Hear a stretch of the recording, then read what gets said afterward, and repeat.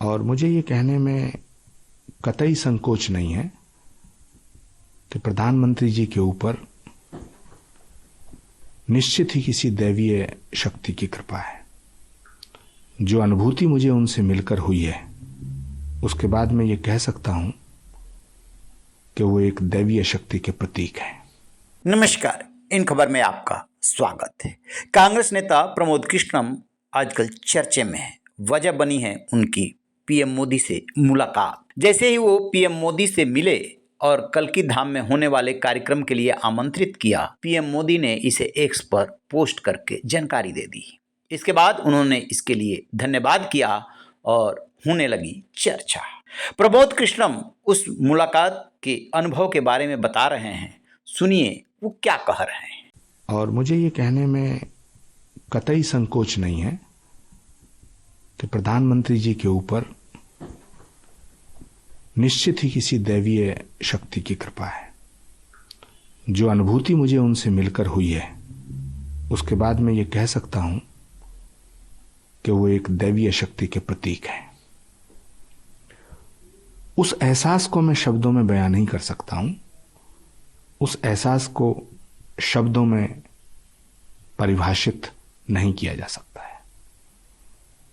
प्रमोद कृष्णम कह रहे हैं कि पीएम मोदी के पास दैवीय शक्ति है। उनसे मुलाकात के दौरान जो उन्होंने अनुभव किया वो एकदम विचित्र था, अद्भुत था। यानी कि उनके साथ दैवीय शक्ति काम कर रही है।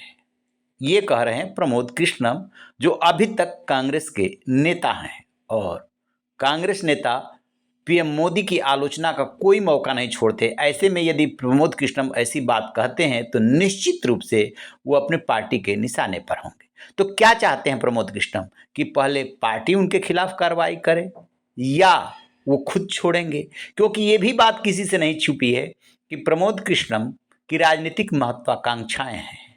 वो लोकसभा का चुनाव लड़ चुके हैं, लेकिन कहीं भी उन्हें सफलता नहीं मिली। लिहाजा बीजेपी में रास्ता तलाश रहे हैं जाने के लिए।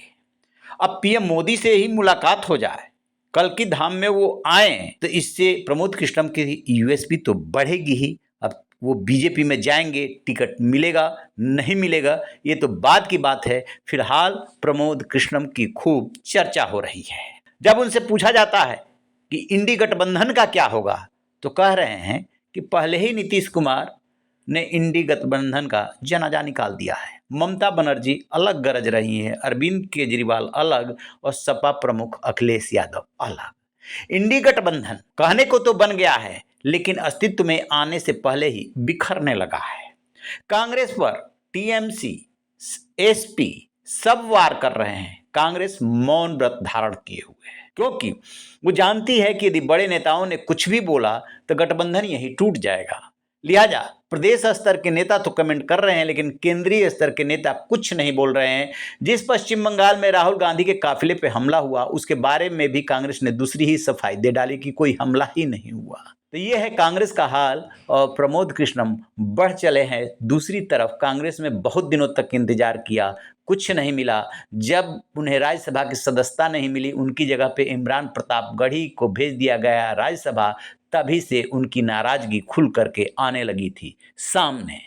आप क्या सोचते हैं? कमेंट बॉक्स में जा करके कमेंट जरूर कीजिएगा। रहिए न बेखबर, देखते रहिए इन खबर। Thank you.